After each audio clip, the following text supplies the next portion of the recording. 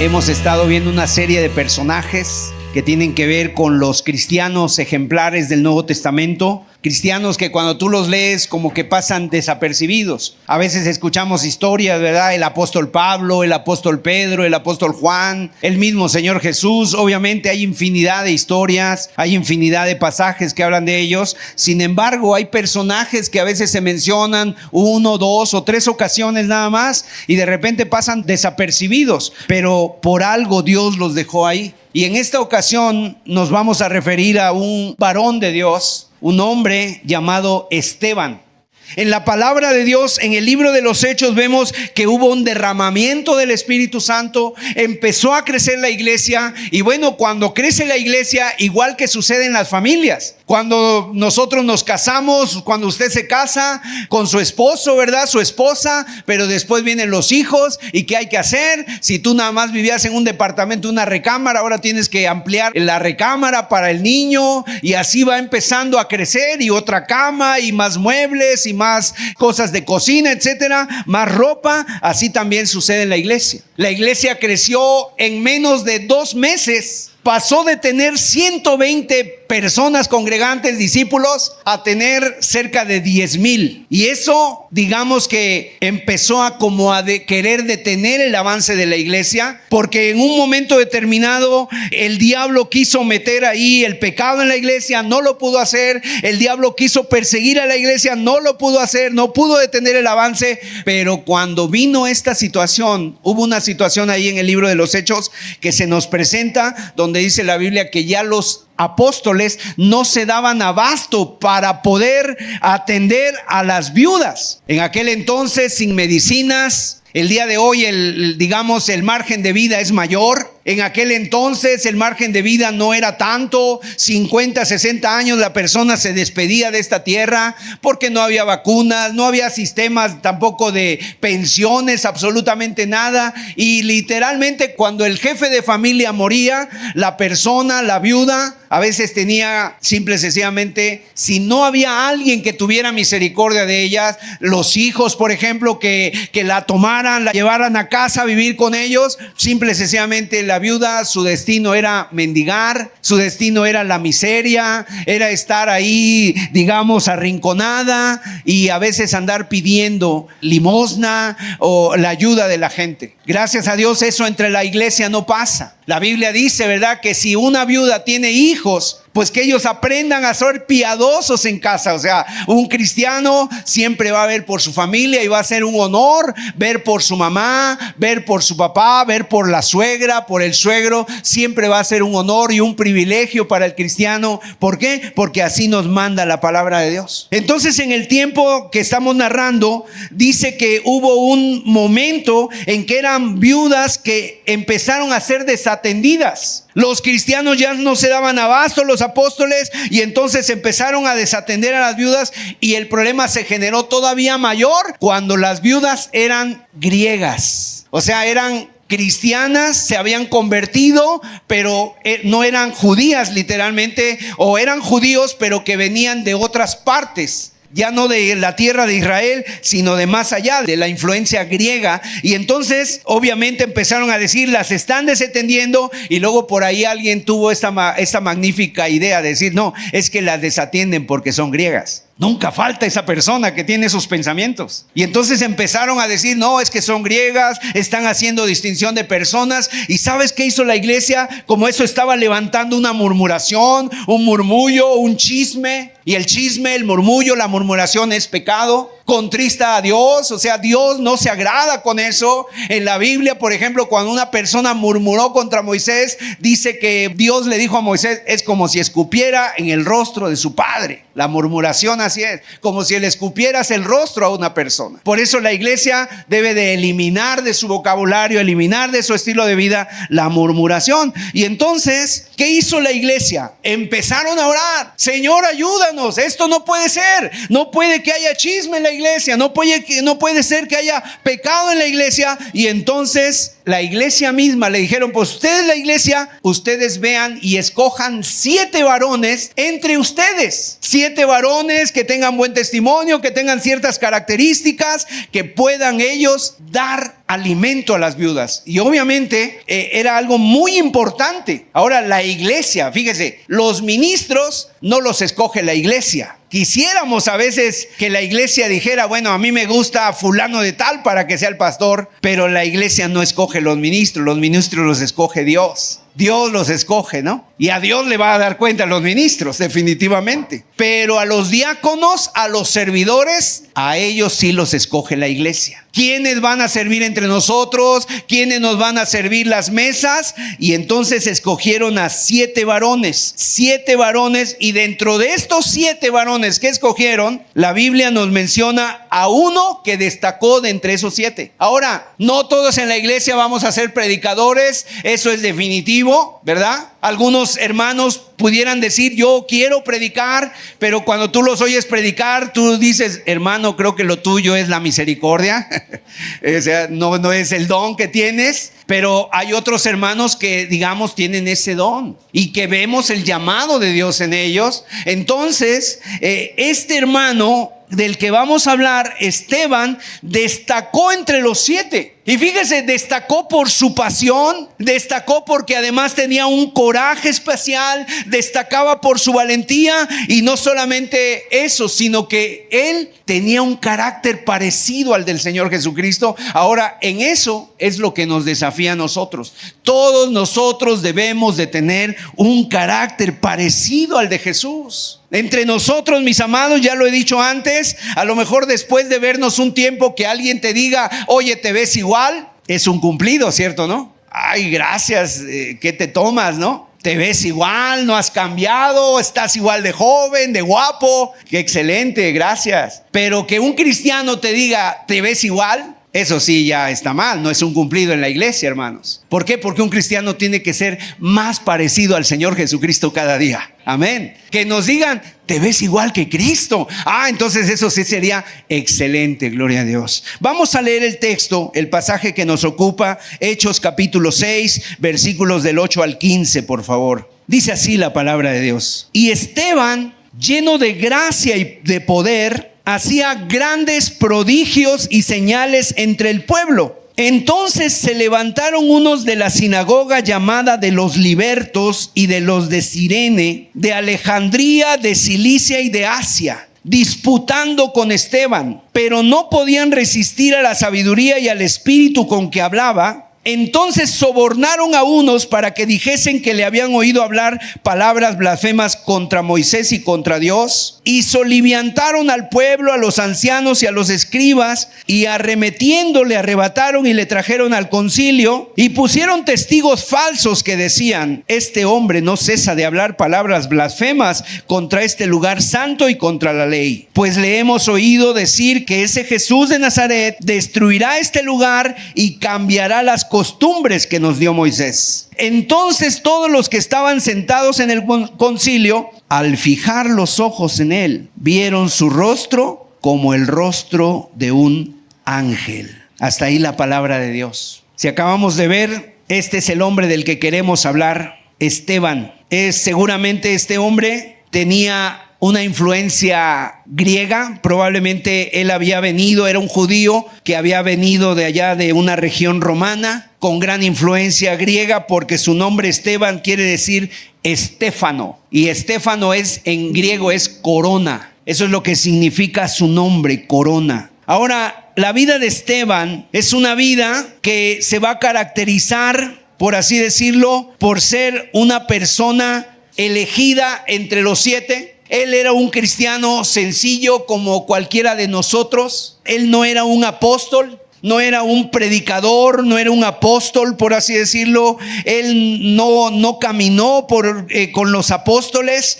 Pero lo primero que nos dice la palabra de Dios de Esteban es que era un hombre de buen testimonio. O sea, ¿qué quiere decir el buen testimonio? El buen reporte. Eso es lo que significa el buen reporte. Ahora, ¿quién es el que da el testimonio? ¿Quién es aquella persona que puede dar el testimonio de ti? O sea, tú no lo puedes dar por ti. Tú no puedes decir, hermano, es que yo soy un excelente cristiano, yo soy de un excelente testimonio. El testimonio lo tienen que dar las personas que te conocen. El testimonio lo damos allá en tu trabajo, en la iglesia, en tu servicio, en tu negocio, en lo que tú haces como en tu vida cotidiana, pero como cristiano, entonces tú hablas, digamos, más que palabras, hablas con tus hechos también, y la gente va a ver tu testimonio. Y Esteban era conocido en la iglesia porque él tenía buen testimonio. Quiere decir que la vida de Esteban, mis amados, era una vida que él se había consagrado al Señor. Él no estaba buscando subir escalones, él no estaba buscando el renombre o la reputación o que su nombre apareciera en el boletín de la iglesia. No, sino que él ya vivía así. Su conducta revelaba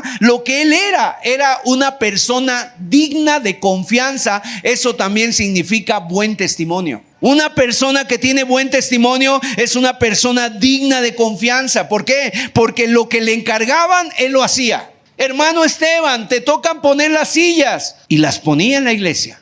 Hermano Esteban, necesitamos que vayas a hacer algo, alguna diligencia. Iba y lo hacía. Y entonces empezó a ganarse esa confianza dentro de la iglesia, de tal manera que él tuvo un buen testimonio. Y el buen testimonio siempre es un tema que vale la pena considerar. Porque, ¿sabes? Desgraciadamente el día de hoy, lamentablemente, se ha perdido la confianza en muchos sectores. Yo me acuerdo en la iglesia hace 20 años que de repente alguna persona decía: oye, necesito que alguien venga a mi casa a ayudarme. ¿Podrías tú considerar a algún hermano, alguna hermana que vaya a trabajar en mi casa conmigo? Le voy a pagar, pero necesito que sea un digno de confianza. O necesito que alguien cuide de mi mamá. Necesito una persona para trabajar en mi empresa. O sea, la gente hacía eso y venía a la iglesia. Pero, ¿sabes qué? De repente eso el día de hoy a veces ya no pasa. Porque dicen: no, es que esa persona que vino,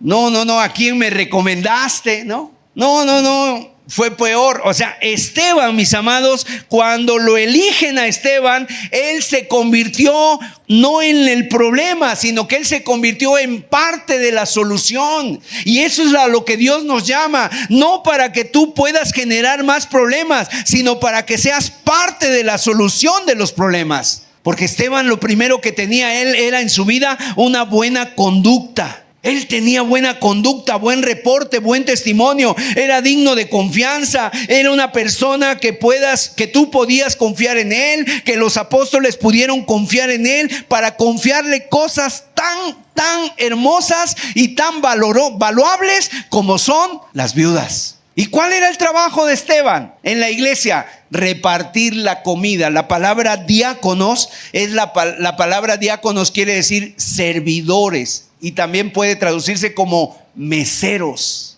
Los que servían la mesa, los que daban la despensa. Entonces hay algunas características que queremos considerar de la vida de Esteban. Vamos a ver en Hechos capítulo 6, en el versículo 5. Aquí nos dice otras características. Agradó la propuesta a toda la multitud y eligieron a Esteban.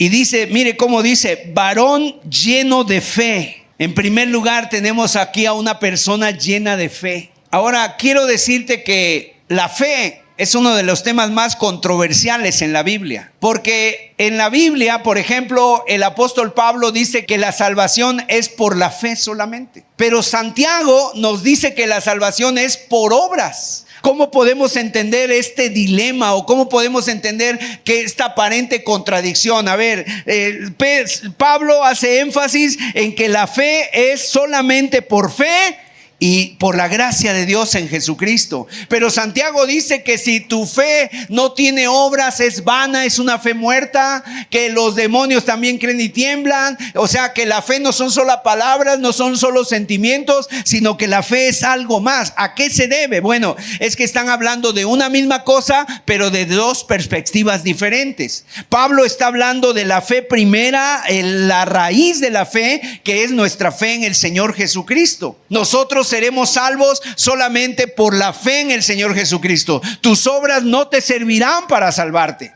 Alguna persona tiene obras y por eso piensa que se puede salvar o ganarse un mérito de parte de Dios. No. Es como si tú llegaras a la tienda, ¿verdad? Tú llegaras a la tienda con tu carrito lleno de mercancía, de despensa, al súper, y de repente te paras al cajero y sacas tus billetes de Chocomil o sacas tus billetitos del turista mundial y le dices: aquí cóbrese y quédese con el cambio. Va a decir: usted está mal, esto no le sirve. Así también va a ser llegar al cielo con nuestras obras. No nos van a servir para la salvación. ¿Por qué? Porque Cristo ya hizo la obra. Gloria a Dios. El Señor murió en la cruz y pagó todos los pecados. Gloria al Señor.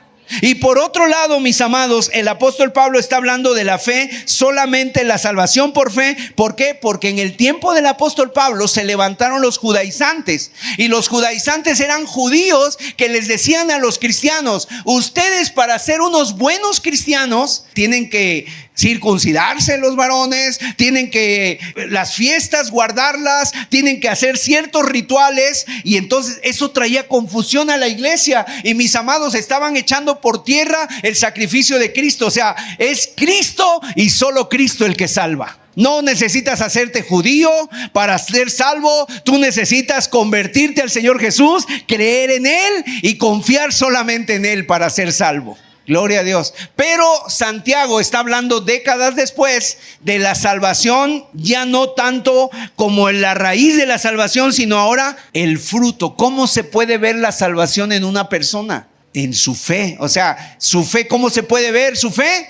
La fe es algo que se demuestra. La fe es algo palpable. O sea, la fe no es un líquido que nos cae en la cabeza y decimos: Señor, aquí ahorita me va a caer mucha fe. No. La fe es algo que se puede palpar. ¿Cómo se puede saber que tú tienes fe? Imagínate cuando tú vas al médico y crees en esa persona te da un diagnóstico, te da una receta, tú vas y la surtes y te tomas el tratamiento tal y como te lo dice.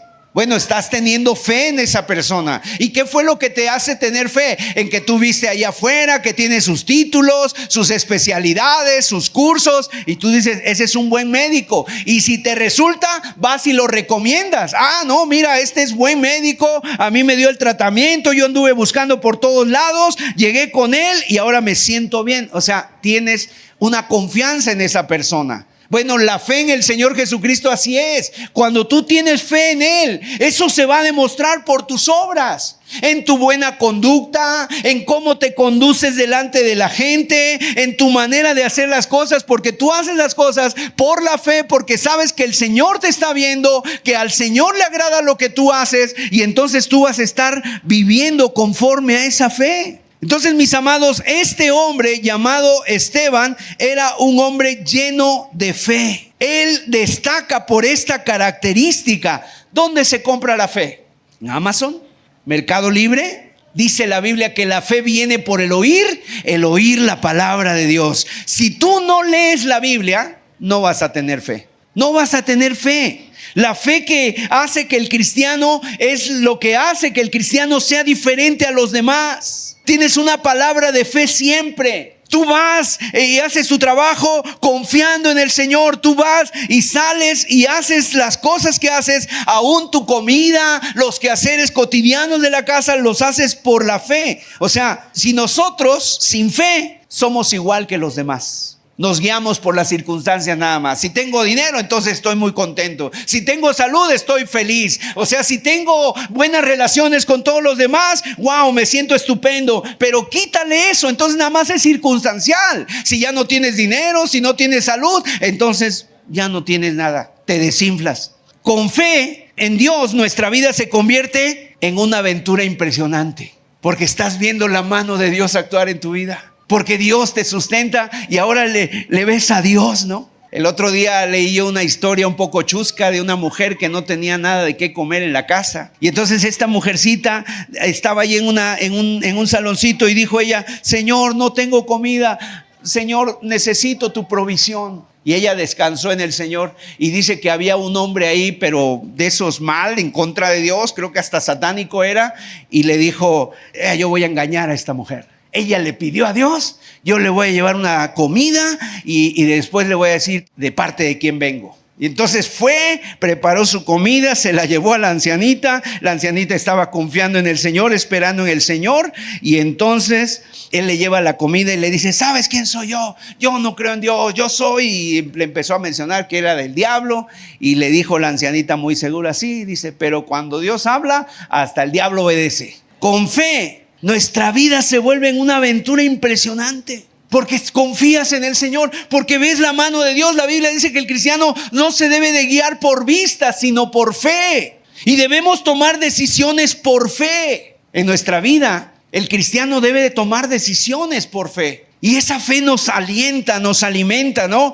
O sea, de repente vamos a tener algún evento, de repente vamos a tener un proyecto, vamos a hacer un viaje, no hay dinero y pues nos movemos en fe. Señor, tú vas a proveer. Si esta es tu obra, tú la provees. Y entonces con fe lo hacemos. La fe es un don que Dios da al ser humano, pero también la fe es algo que se desarrolla. La fe es algo que se desarrolla en la obediencia. Cuando obedecemos a Dios, Dios nos llena. Dios entonces está viendo que nosotros estamos llenándonos de fe. Y lo hace el Espíritu Santo y lo hace Dios en medio de nosotros. Dice la Biblia que este hombre era lleno de fe. Lleno de fe. Y en segundo lugar, dice la Biblia que este hombre era lleno del Espíritu Santo. Lleno de fe y del Espíritu Santo. Ahora, el Espíritu Santo es un don, es un regalo de Dios. Dice la Biblia que el cristiano es morada del Espíritu Santo.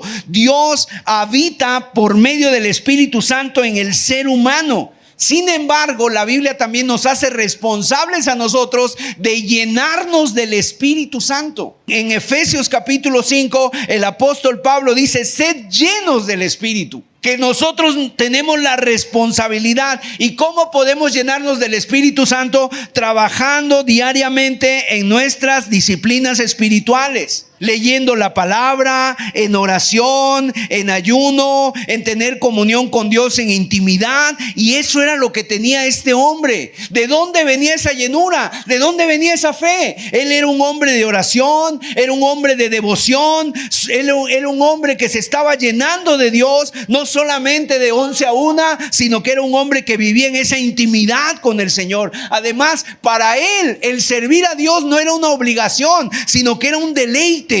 Era un anhelo. Las disciplinas espirituales, por cierto, mis amados, las disciplinas espirituales, el orar, el leer la Biblia, el ayunar, el congregarnos, el servir a Cristo, eso no debe ser un tengo que hacer. Eso no es un tengo que hacer, sino que debe ser un quiero hacer. Un anhelo hacer esto. Y así deben de hacerse las disciplinas espirituales. Un anhelo. Ya quiero estar ahí con los hermanos. Ya me urge escuchar la palabra de Dios. Ya quiero estar en oración. Necesito orar a Dios. Es tu responsabilidad espiritual. Es tu responsabilidad. O sea, te corresponde a ti. Y es la exhortación que el Señor Jesús también le dijo a sus discípulos, ¿verdad? Cuando le dijo, este género no sale sino con oración y ayuno. O sea, está hablando de la fe. Que como tú no tengas una fe vibrante, una vida de oración estable, o sea, no va a haber montes que se vayan a mover.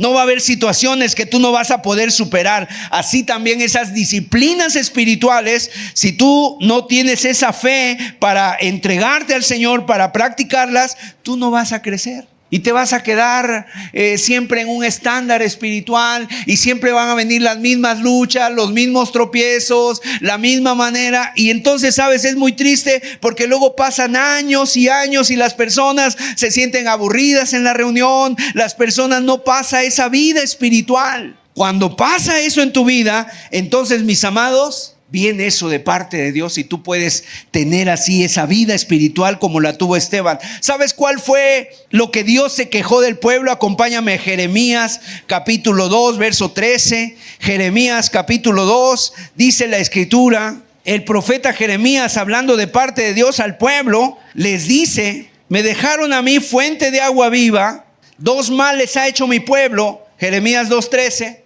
Porque 2 males ha hecho mi pueblo, me dejaron a mí fuente de agua viva y cavaron para sí cisternas rotas que no retienen agua. 2 males hizo el pueblo. El primero, dejar al Señor. No oraban, no le buscaban, no se consagraban, practicaban el pecado, andaban en cosas incorrectas. Habían dejado al Señor, dejaron el temor de Dios, dejaron de tener presente al Señor, dejaron de vivir por la fe, dejaron de guardar los mandamientos de Dios. Esa fue la primera. Y la segunda, quisieron sustituir a Dios cavando cisternas rotas. O sea, como diciendo, pues yo voy a tener mi propia disciplina, yo voy a tener mis propios estándares, yo voy a salir adelante por mí mismo, cavando sus cisternas. Pero eran unas cisternas rotas. ¿Cuándo se llena una cisterna rota? Nunca. Nunca se llena, y tú le puedes estar echando y echando y echando y echando y nunca se llena. Y luego lamentablemente así pasa con muchos corazones. Te llenas de cosas, de diversiones, de viajes, de ropa, de cosas, ¿verdad? De comida, de fiestas, y nunca te sacias. ¿Cuál es la causa? Me dejaron a mí, dice el Señor, fuente de agua viva. O sea, si tú supieras, le dijo al Señor a la samaritana, si supieras quién te pide de beber, tú le pedirías y Él te daría agua viva. Gloria a Dios. El agua viva, el agua que sacia, el agua que satisface, el agua que si tú la tomas, no volverás a tener sed jamás. Eso es estar lleno de fe. Eso es estar lleno del Espíritu Santo. Ahora, cuando tú estás lleno de fe, vienen pruebas a tu vida. Todos tenemos pruebas. Todos, cristianos y no, las vamos a tener. Ahora, el cristiano, la prueba, ¿qué hace? La prueba quiere sacar lo mejor de ti, quiere refinarte, así como el oro es refinado por el fuego, y entonces el oro es metido en el horno de fuego a más de 1000 grados, tal vez 1000 grados de temperatura, y entonces ese oro sale refinado, sale puro. Pero si tú metes un metal que no es oro, obviamente se va a deshacer. Y así también Dios prueba al cristiano, Dios permite la prueba en el cristiano, pero mira, la prueba no es para que Dios sepa de qué tamaño es tu fe, o si tu fe es genuina o no es genuina, porque Dios lo sabe todo, Él ya lo sabe. ¿Sabes a quién prueba la fe? Realmente el examen es para ti. Porque muchas veces pensamos que ya lo hemos logrado, pensamos que ya hemos hecho cosas, que ya hemos avanzado, y entonces la prueba te demuestra a ti que no pasas todavía el examen, que repruebas, ¿no? Te ha puesto la prueba, tú es como si te hicieran un examen y tú dices, no, yo conocí a un joven que un día le dije, oye, ¿vas a entrar a la universidad? Sí, ya voy a entrar a la universidad. El examen, ¿ya estás preparado? Papita. Es el examen, papita, o sea, yo ya lo tengo todo. Oye, qué bueno, qué genial. Después de un mes lo vi, ¿qué pasó? No pasé. No era como él pensaba. A veces así nos pasa también como cristianos. No, hermano, a mí me pongan la prueba que sea, yo paso. Yo con 10, ¿no? Pero no, o sea, la prueba te prueba a ti realmente. Y entonces la prueba es como tu examen, y de repente viene algo, no pasas la prueba y andas en ansiedad, andas deprimido, andas triste, ya ni tienes ganas de ir a la iglesia, ya ni tienes ganas de orar ni abrir la Biblia, como un hombre que pasó una prueba y después le dice, oye, ¿pero has orado? Dice, no, yo estoy enojado con Dios, ni Él me habla, ni yo le hablo. Imagínate, y eso fue lo que pasó. Ahora, ¿sabes tú lo que permitió Dios en la vida de Esteban? Que esa fe se iba a ser probada. Calentaron el horno de fuego en la vida de Esteban, como dice la Biblia que pasó allá con los amigos de Daniel 7 veces. Y Esteban estuvo en la prueba, pero ¿sabes qué pasó con este cristiano? Sacó 10. Gloria a Dios. ¿Sabes cuál es el título más alto de las universidades? El cum laude, ¿no? Graduado con honores. Así también Esteban se graduó con honores, se ganó el premio mayor. ¿Por qué? Porque estaba lleno de fe, y esa fe lo demostró en la prueba. ¿Dónde demostramos nuestra fe? En las alabanzas. Cuando nos va bien en todo, la prueba se demuestra en tu fe. Tu fe se demuestra con la prueba. Cuando estás lleno de fe, uno tiene la prueba, pero tú vas a estar en paz, tú vas a estar tranquilo, tú vas a estar confiando en Dios, y aún Dios promete una paz que sobrepasa todo entendimiento. Tienes seguridad y tienes gozo, ¿verdad? Y a lo mejor sí es cierto, no te vamos a ver sonriendo todo el tiempo, con una sonrisa de oreja a oreja, pero tú sí tienes una paz en tu interior. Está serio tu rostro, pero tú tienes gozo en el Señor. ¿Le ha pasado a alguien así? Hay gozo en el Señor. ¿Por qué? Porque cuando Jesús está en nuestra barca,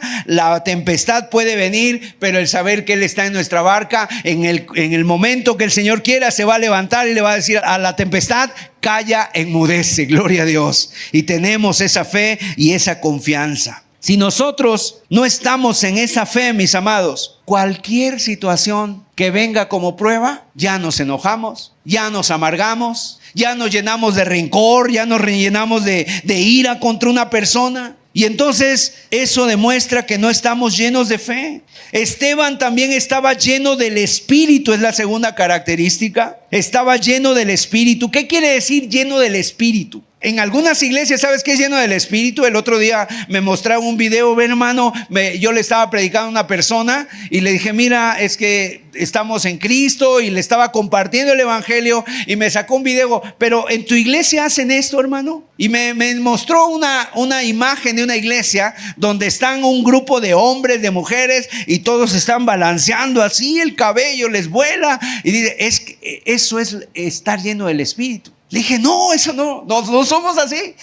Imagínense aquí ustedes, no somos así. Pero la llenura del Espíritu es un estilo de vida, es una vida en el cristiano muy dinámica. ¿Por qué? Porque el apóstol Pablo, cuando habla de la llenura del Espíritu Santo, hace una comparación con el vino. No os embriaguéis con vino, antes bien sed llenos del Espíritu, dice Efesios 5:18. O sea, el vino, ¿qué hace? Te moviliza. El vino te hace hablar. El vino te hace cantar, ¿verdad? ¿A poco no? Te hace hablar, te hace cantar, te motiva. Y tú ves una persona bajo el influjo del vino y parece que no se cansa. Se puede aventar de una barda, de una pared, se puede parar ahí en medio de la calle pensando que es Superman y que no le va a hacer nada el carro. O sea, hace uno cosas ridículas bajo el vino, pero el Espíritu Santo dentro de nosotros, que mora en cada creyente, el Espíritu Santo te va a llevar a hablar, pero te va a llevar a hablar las cosas de Dios,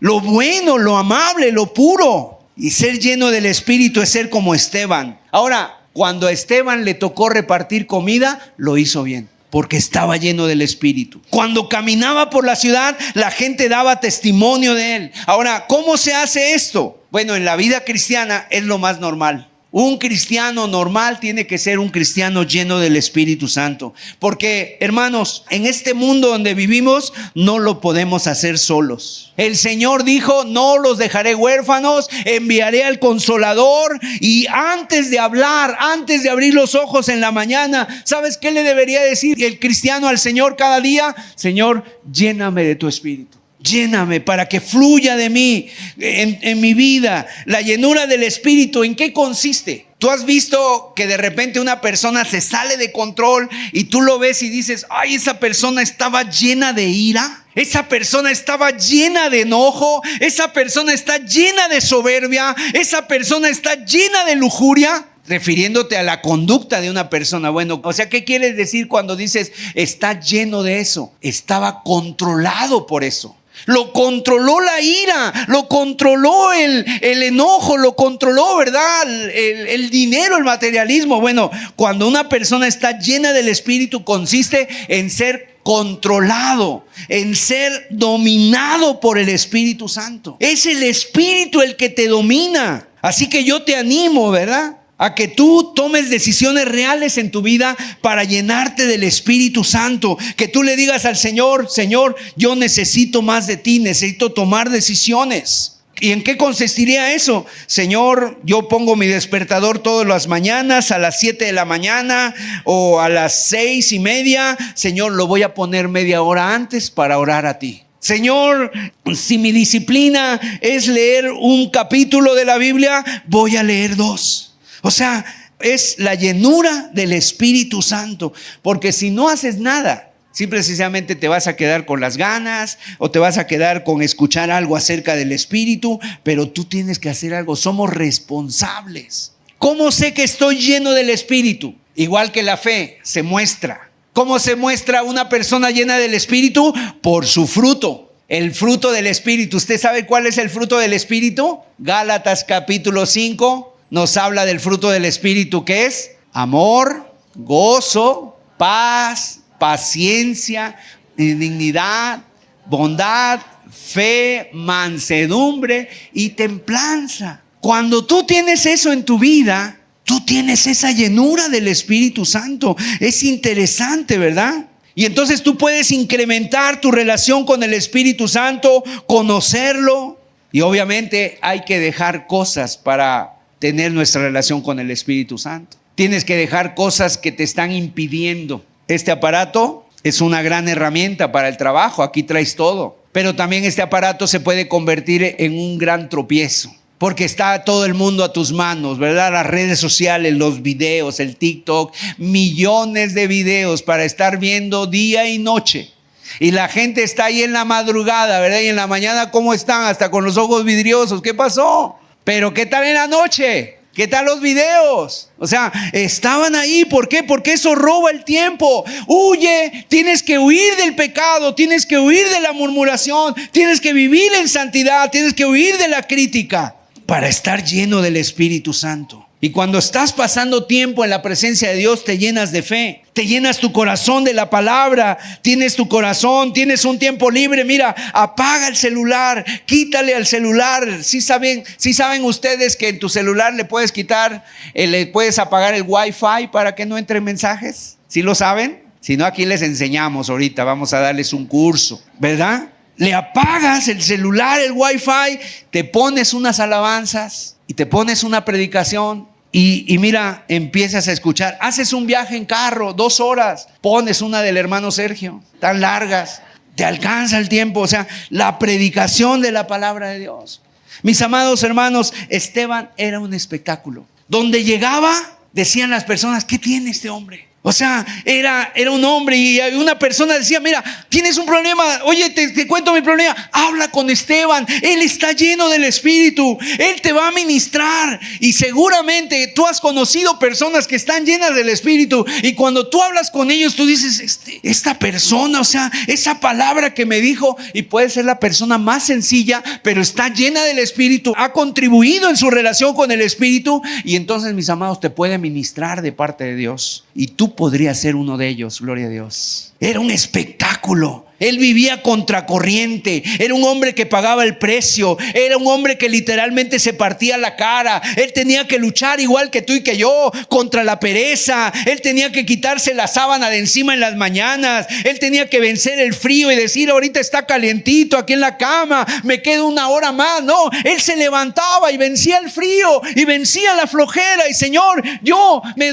quiero estar contigo, Señor. Porque el cristianismo es muy práctico. Tienes que hacer esfuerzos, o sea, ahí está, mis amados. ¿Cuántas veces te pasa a ti? Sí, me quiero levantar, pero la sábana me pesa, hermano. Parece una camisa de fuerza. Pero Esteban era un hombre espectacular, saturado, lleno de oración, lleno de la palabra. Hermanos, necesitamos en la iglesia personas como Esteban. Amén. Más llenos de fe. Esta iglesia necesita más llenura. Necesitamos más llenura, una fe práctica, llenos del Espíritu Santo. ¿Qué otra característica tenía Esteban? Segundo lugar, Hechos 6:8. Dice que Esteban estaba lleno de gracia. Hechos 6:8. Ya vimos, lleno de fe y del Espíritu. Ahora estaba lleno de gracia. ¿Qué se dice de Esteban? No, pues sí, tengo un vecino que tiene un perrito que ladra mucho. A veces así conocen a las personas, ¿no? A Esteban lo conocían, era un hermano lleno de gracia. Que esa palabra gracia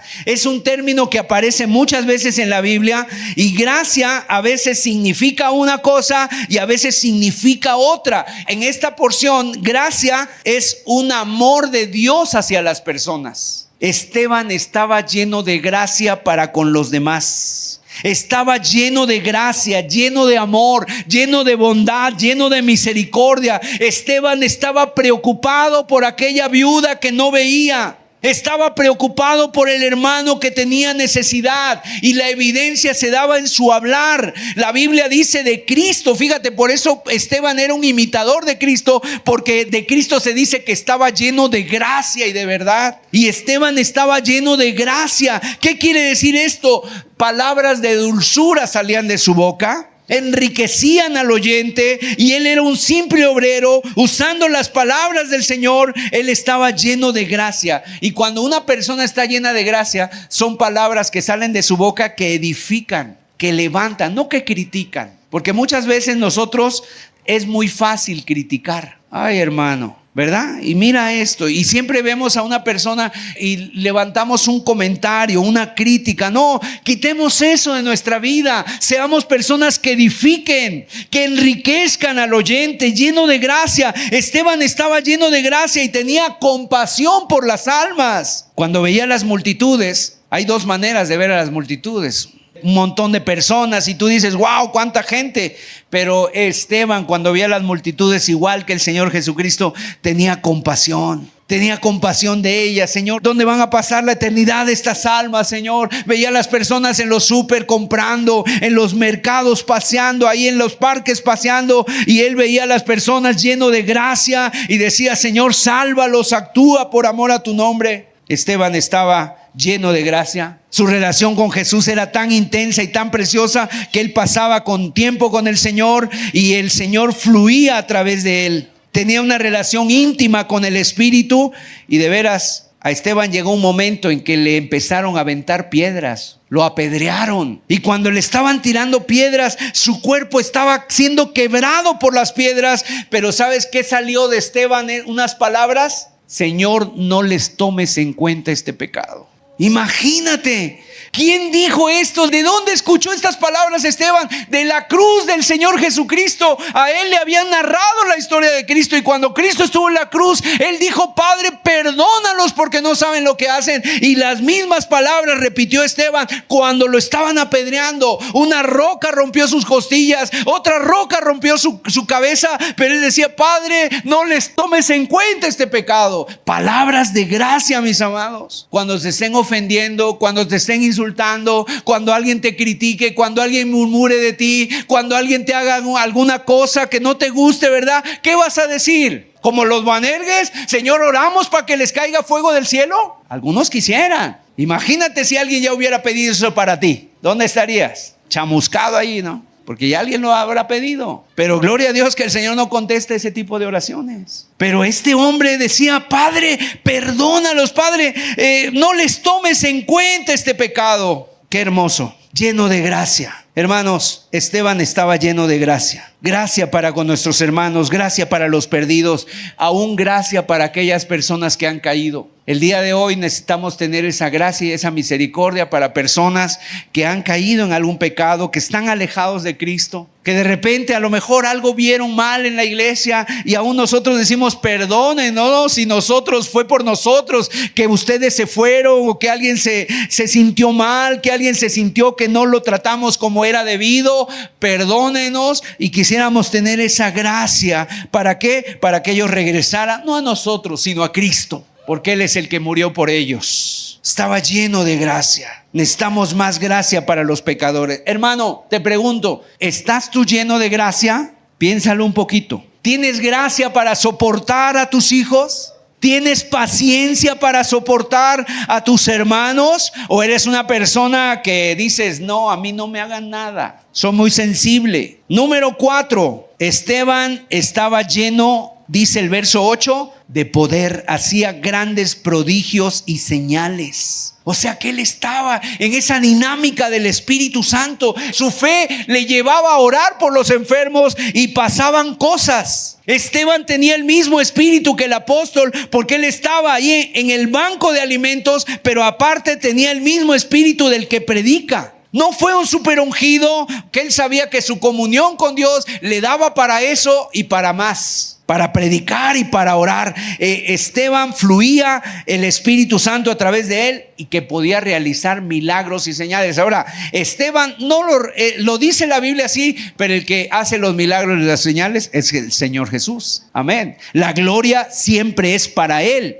Porque el Señor Jesús dijo en Juan 14, verso 12, el que cree en mí hará también las obras que yo hago y aún mayores. Pero no aquí el Señor, fíjese, no dijo si los apóstoles creen en mí, si los pastores creen en mí, si los predicadores creen en mí. El Señor dijo, el que cree en mí, y eso te incluye a ti y a mí. Ponte a prueba, llénate del Espíritu Santo. Y cuando tu hijito tenga fiebre en la noche, ora por él. Pídele al Señor, el que cree en mí. Hermanos, nosotros creemos en el poder de Dios. Nosotros creemos que no hay oración más poderosa que la que se hace en el nombre de Jesús. Y los animo a que ustedes oren por los enfermos. Está tu tía enferma, está tu mamá enferma, tu abuelita. Ponle la mano, pídele al Señor y que te dé esa fe y ora por él. Ora por una situación complicada. Tenemos que actuar en esa dinámica de fe porque Dios en el siglo XXI sigue siendo el mismo Dios de ayer, hoy y siempre. Y Él está vivo y continúa haciendo milagros. Así que hay que orar y hay que clamar. Bendito sea su nombre. El poder de Dios es para algo más, hermanos. Pero también sabes, el poder de Dios ¿para qué sirve? Para que tú te guardes del pecado.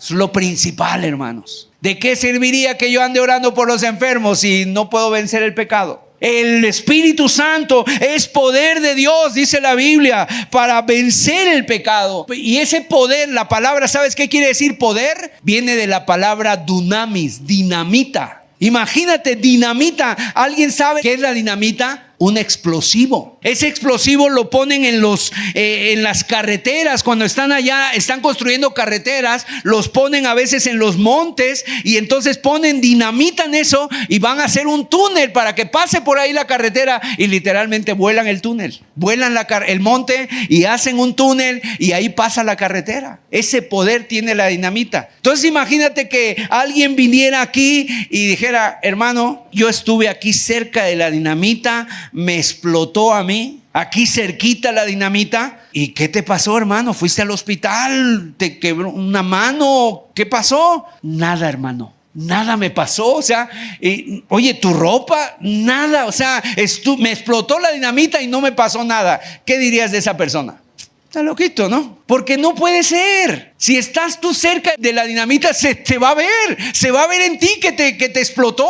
Bueno, imagínate cómo alguien puede estar influenciado por el poder de Dios, sometido o ser sometido al poder de Dios y que no pase nada en tu vida. Algo se tiene que ver, porque el Dios al que servimos es más poderoso que cualquier dinamita. Aleluya. Es más poderoso. El tener un encuentro con el Señor te va a cambiar la vida, amado. Y una de las cosas que te va a dar es el poder para hacerte libre del pecado, libre de la borrachera, libre de los vicios, libre de tu mal carácter y libre para perdonar y para servirle a Él.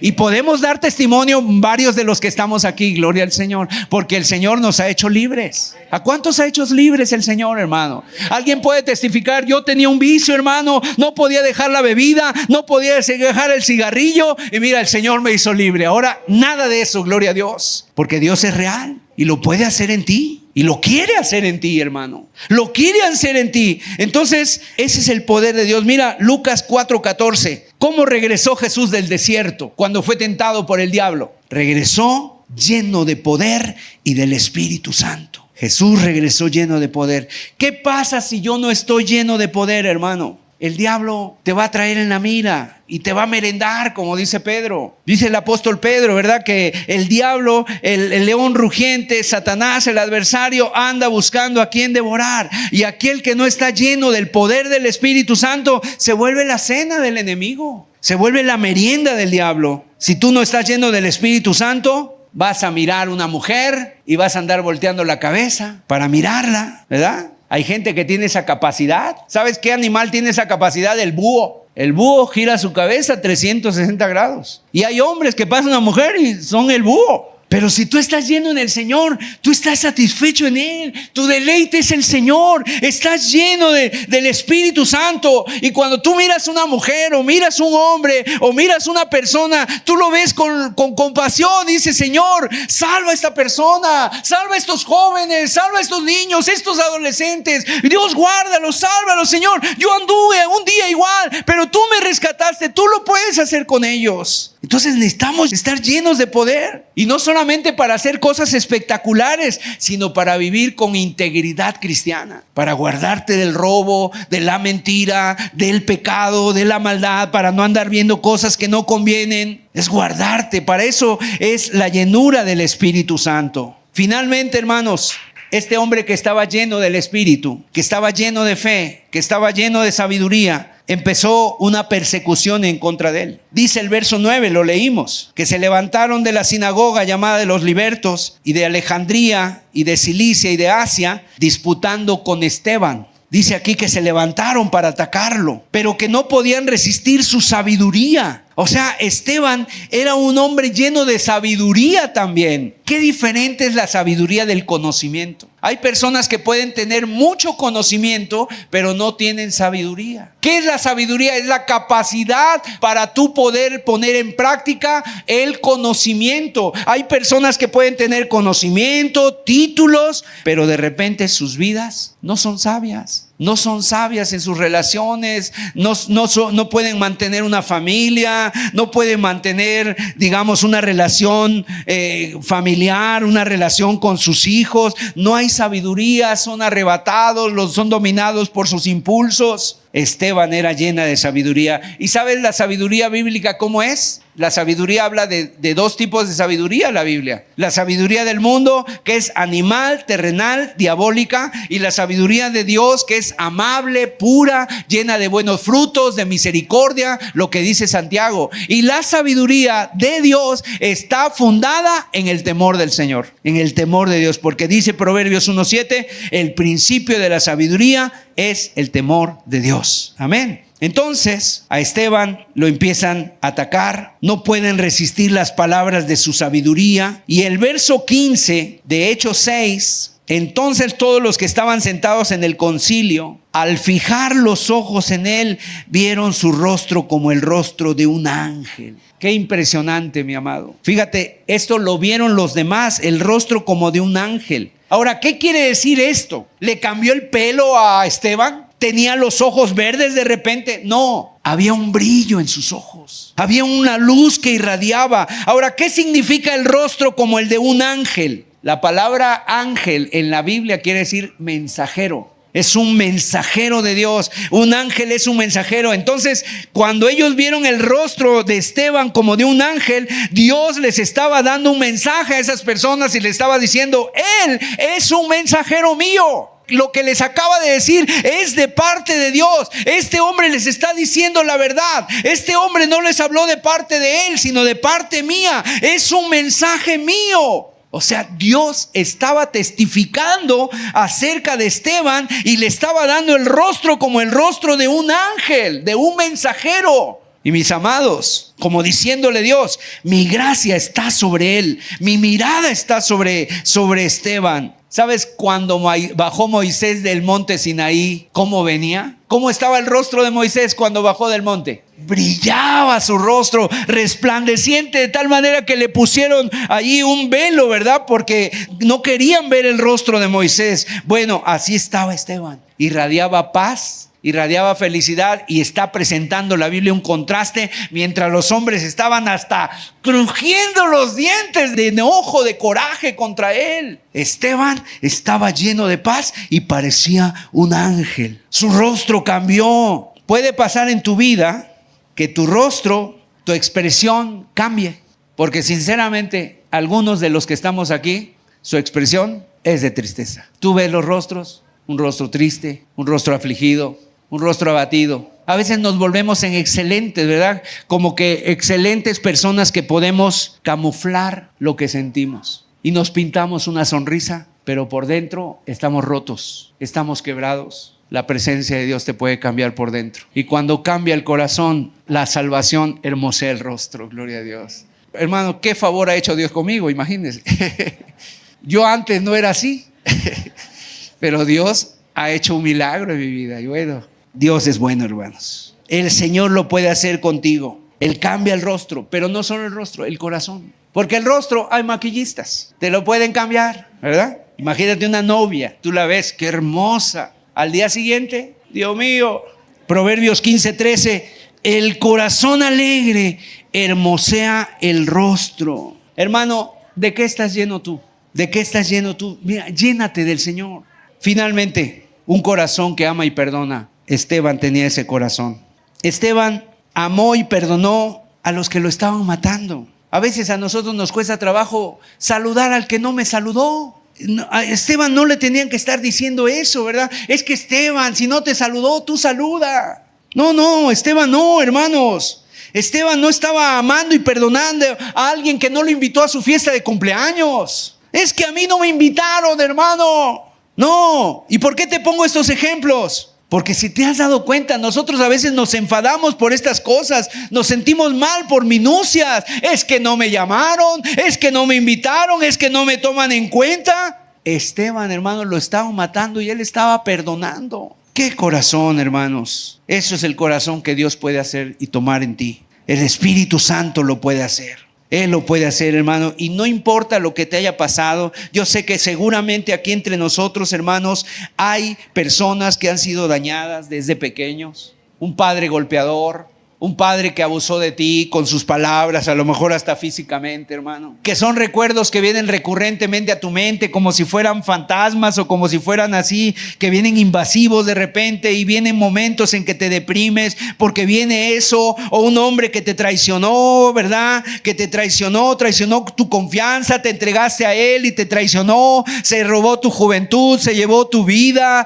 los años primeros mejores de tu vida se los llevó y luego lo viste que se fue traicionando ese pacto. Hermano, cuántas personas hay así entre nosotros. Pero mira, hermano, el Señor te puede dar un corazón perdonador, gloria a Dios. El Señor puede darte un corazón que le dio a Esteban. Y así como Jesús, que vivió para amar y perdonar. Sí, es cierto, es difícil, a veces es lo más difícil perdonar, pero en Cristo nada es imposible. Lo puedes hacer. Jesús nos enseñó a orar: Padre, perdona nuestras ofensas, como también nosotros perdonamos a los que nos ofenden. Verso 60, por favor, de Hechos 6. Y puesto de rodillas, clamó a gran voz: Señor, no le tomes en cuenta este pecado. Y habiendo dicho esto, durmió. Qué preciosas palabras las últimas que salieron de la vida de Esteban. Imagínate, hermano, morir así. Que tú murieras así: Señor, no les tomes en cuenta este pecado, y duermas. Y fíjese, la palabra aquí que pone Lucas es una palabra griega que es koimao, y la palabra literal es durmió. Porque nosotros, los que creemos en Dios, nosotros no morimos, nosotros dormimos y un día nos despertaremos en su presencia. Así que no temas a la muerte, hermano. Cuando tú tengas a un familiar que ha muerto en el Señor y tú estés llorando en el hospital, tú tienes que decirle a tu mente y a tu corazón: Él está muerto, dicen los médicos, pero Él está dormidito. Él ha levantado, ha abierto sus ojos en la presencia de Cristo Jesús. Mi mamá está en la presencia de Dios, durmió. Tu mamá, si ya partió con el Señor, está en la presencia del Señor. Durmió solamente, cerró sus ojitos y los abrió para ver a su Salvador.